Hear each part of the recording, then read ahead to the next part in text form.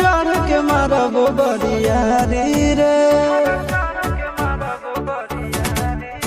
छूट जी तो कैल रंगदारी रे घर चढ़ के मारबो बरियारी रे तोरा बाप के न तोरा दादा के चिन्हबो बेटा सब गोली मारबो तैगो गिनबो तोरा बाप के न तोरा दादा के चिन्हबो बेटा सब गोली मारबो तैगो गिनबो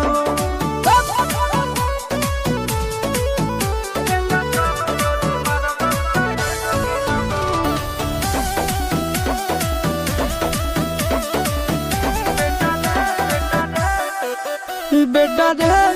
काटा से ठोक देबो चिमनी के भाठा में झोंक देबो देखबो कवन बाप बचैतौ तोरा प्रशासन के गाड़ी भी रोक देबो बेटा जी सुनो बेटा रे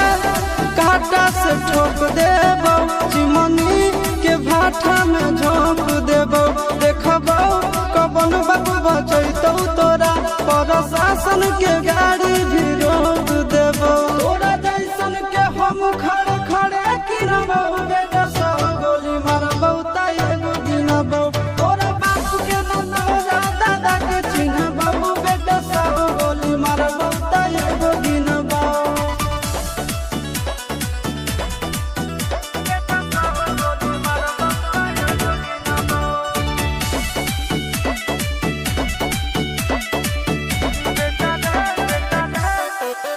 बेटा रे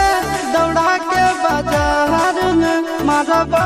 गोली तोर कपार में रंगदारी जे करभी बिहार में गड़ देबो गंगा जी किनार में इतना मार पड़तो ना बेटा बेटा रे दौड़ा के बाजार में मारबो गोली तोर कपार में रंगदारी जे करभी बिहार में गड़ देबो गंगा जी किनार में कहो चिंटू आशीष के कारण सुनबो बेटा सब गोली मारबो तैगो गिनबो तोरा बाप के न तोरा दादा के चिन्हबो बेटा सब गोली मारबो तैगो गिनबो